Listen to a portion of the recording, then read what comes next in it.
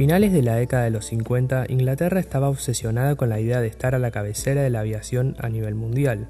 Habían creado el primer avión a reacción de pasajeros, el Comet. Ahora querían ir más allá.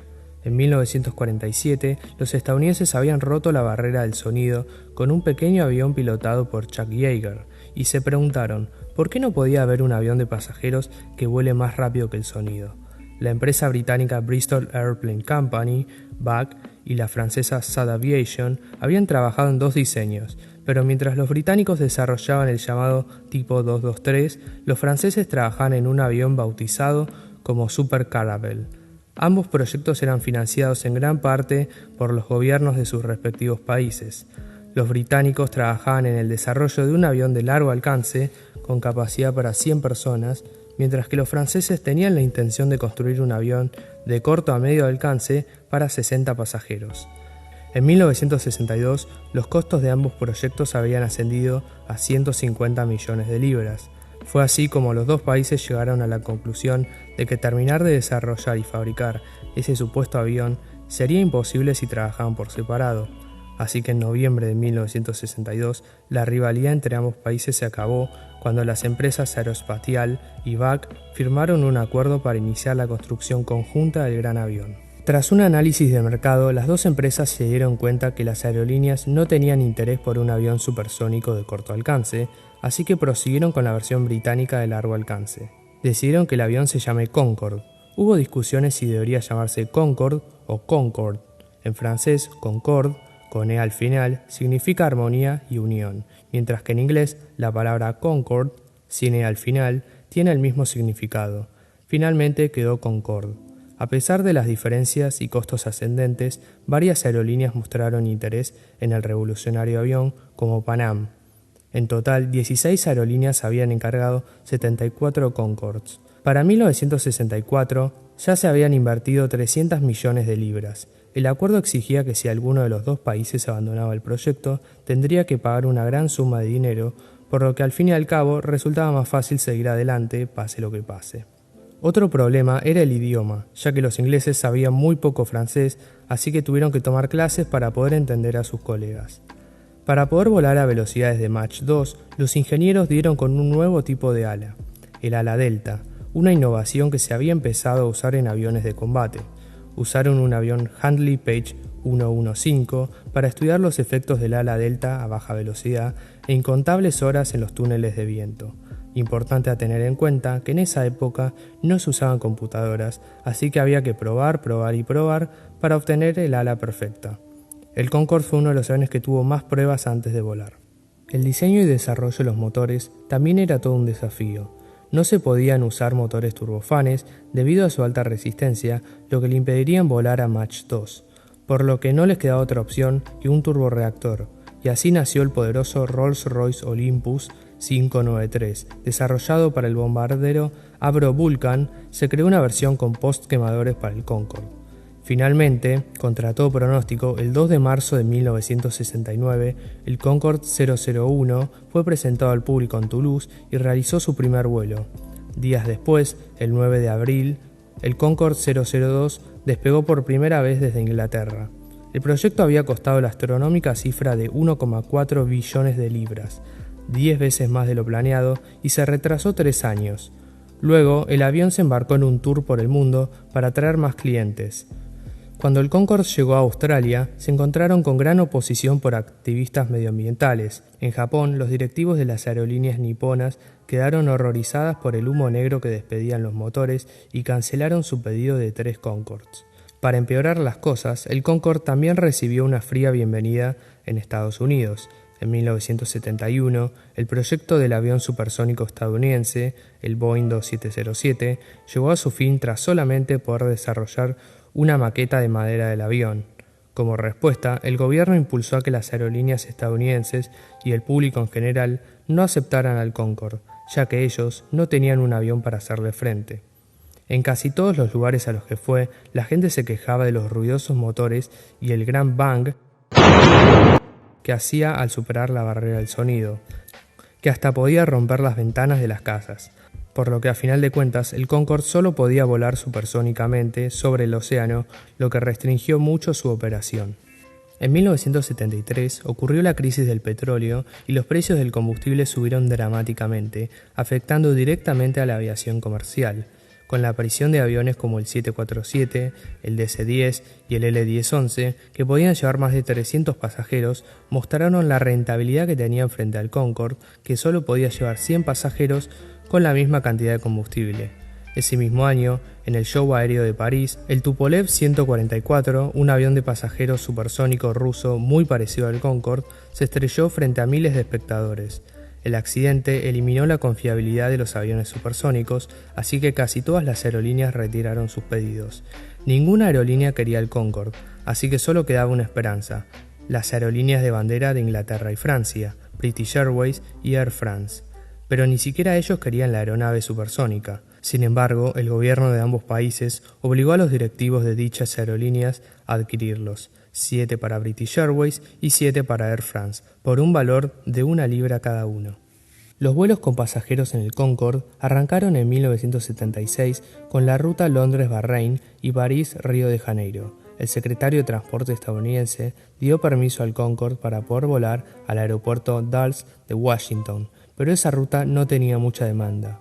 Finalmente, la ruta de oro, Londres o París a Nueva York, fue habilitada para ser realizada por el Concorde en noviembre de 1977, a pesar de la fuerte oposición de la población. Ese mismo año, British Airways y Singapore Airlines compartieron un Concorde que tenía la pintura de British en el lado derecho y la de Singapur en el lado izquierdo, pero la ruta solo fue realizada hasta 1980 debido a las quejas de India y Malasia por el famoso Bang. En 1981, el Concorde cumplió sus primeros 5 años en servicio comercial. Fue un milagro que pudiese llegar hasta ahí. El avión era un ícono nacional, pero la realidad era que se perdían millones de libras en mantenimiento y operación. El avión no resultaba rentable y para contrarrestar los costos, los precios de los pasajes eran increíblemente altos, el doble de un pasaje en primera clase en un avión subsónico. Para solucionar esto, se empezaron a hacer vuelos chárteres más baratos, por ende más accesibles, y mucha gente tuvo la oportunidad de volar a Mach 2.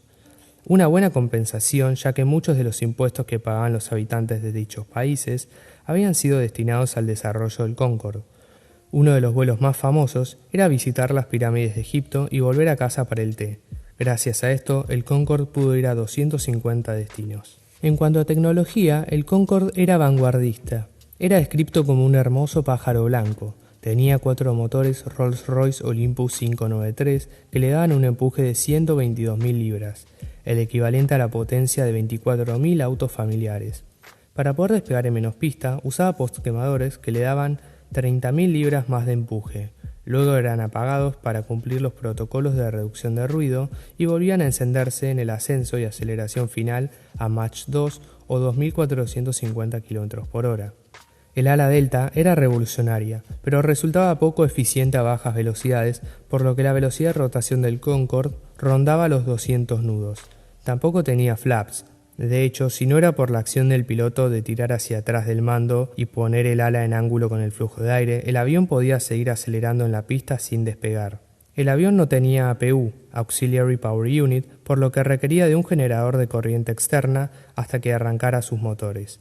Para mejorar la visibilidad de los pilotos durante el rodaje y el despegue, la nariz del avión era bajada 5 grados. Una vez en vuelo, se subía. El tren de aterrizaje de nariz estaba 11 metros atrás de la cabina, por lo que los rodajes eran un poco difíciles. Además, el Concorde quemaba mucho combustible, ya que durante el corto rodaje hacia la pista consumía 2 toneladas y luego casi la mitad de la carga de combustible era consumida en el ascenso y aceleración a Mach 2. Otra de las muchas características particulares del Concorde era que no tenía estabilizador horizontal, es decir, los elevadores y los alerones trabajaban en conjunto y se llamaban elebones. Luego de unos minutos de vuelo, el avión alcanzaba Mach 2, 2 veces la velocidad del sonido. Tenía una altura de crucero de entre 55.000 y 60.000 pies, más de 18 kilómetros. La exposición a la radiación era una preocupación, por lo que en la cabina había un medidor de radiación. A medida que consumía combustible y perdía peso, el avión subía hasta una altura en la que estuviese cómodo. O sea, nunca mantenía un nivel de vuelo y tampoco tenía que solicitar ascender, ya que no había aviones que volaran tan alto. A velocidades supersónicas, el centro de presión se movía hacia atrás. Esto hacía que el avión tuviera una tendencia de nariz abajo. Para contrarrestar esto, el ingeniero de vuelo bombeaba combustible al tanque trasero, el tanque 11, para desplazar el centro de gravedad hacia atrás y así tener un avión correctamente compensado. Luego, al pasar a vuelo subsónico, el combustible era bombeado hacia adelante. El panel del ingeniero de vuelo era por lejos uno de los más difíciles y complejos. Los pilotos aseguraban que era un avión muy fácil de volar, pero muy exigente y difícil de operar. Al volar a velocidades tan altas, el exterior del fuselaje se calentaba a 120 grados por la fricción del aire, y como si la estructura no tuviera que soportar tanto, el fuselaje se estiraba 23 centímetros y luego se contraía. El piso estaba diseñado para no romperse por el estiramiento. El diseño de los canales de entrada de aire de los motores era extremadamente innovador, y los paneles cambiaban automáticamente de posición y reducían la velocidad del aire de Mach 2 a Mach 0,5 para que no se generen perturbaciones. Todo esto era realizado en una distancia de menos de 3 metros. Al aproximarse al aeropuerto, tenía que desacelerar a velocidades subsónicas para entrar en secuencia con los demás vuelos. Era necesario bajar el visor a 12,5 grados para que los pilotos pudieran ver la pista, ya que la aproximación final era realizada con 11 grados de nariz arriba, más del doble que un avión normal. Justamente por esto, el Concorde tenía un tren trasero para prevenir un tail strike o que los motores tocaran la pista. A pesar de que la cabina era toda análoga, era tecnología de punta. Su piloto automático era muy eficiente y hasta podía aterrizar solo.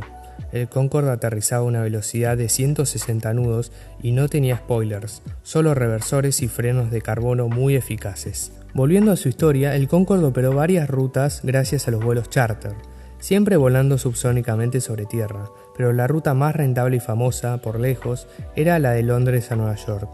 Al llegar al aeropuerto, el check-in era muy rápido. Terminado eso, los pasajeros iban al Concorde Room, que era parecida a la recepción de un hotel 5 estrellas. Luego embarcaban. Ya en el rodaje los pasajeros tenían la opción de que les sirvan champán. El despegue súper emocionante y lleno de adrenalina. Ya volando a Mach 2, medio kilómetro por segundo, a unos 58.000 pies, no había nada más que paz. Ya que a esa altura no había tormentas, ni nubes, ni turbulencias, nada que pudiera intervenir con su velocidad. A pesar de que un viaje de ida y vuelta a Londres-Nueva York costaba casi $10.000, los asientos no eran muy lujosos y cómodos. La cabina era bastante angosta y apretada, pero el servicio era de absoluta calidad. El menú del Concorde era digno de restaurantes de lujo. Entre los platos había, por ejemplo, ensalada de langosta y trufas, pastel de salmón ahumado, etc. Por supuesto, también contaba con una amplia carta de vinos. Siempre había mucho alcohol. De hecho, en total se abrieron 1 millón de botellas de champán en el Concorde. Los pasajeros en varias ocasiones hacían fila para visitar la cabina, algo que hoy nos parece impensable. Solo había un tipo de pasajeros en el Concorde, aquellos que podían pagarlo.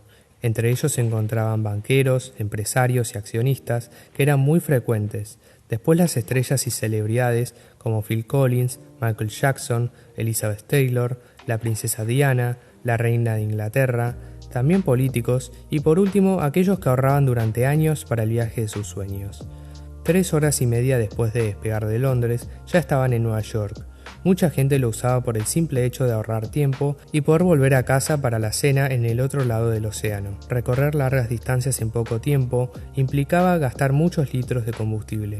El Concorde consumía 26.000 litros de combustible por hora. Era una máquina del tiempo. Un vuelo podía salir de Londres justo después del atardecer y llegar a Nueva York a media tarde, o sea que los pasajeros podían ver 2 atardeceres en un día, lo que significaba que el Concorde era más rápido que la rotación de la Tierra. De hecho, en una ocasión le dio la vuelta al mundo en 32 horas y 50 minutos, incluyendo el tiempo de las paradas para cargar combustible. Parecía que el sueño supersónico iba a durar para siempre. Pero la tarde del 25 de julio de 2000, lo inimaginable ocurrió.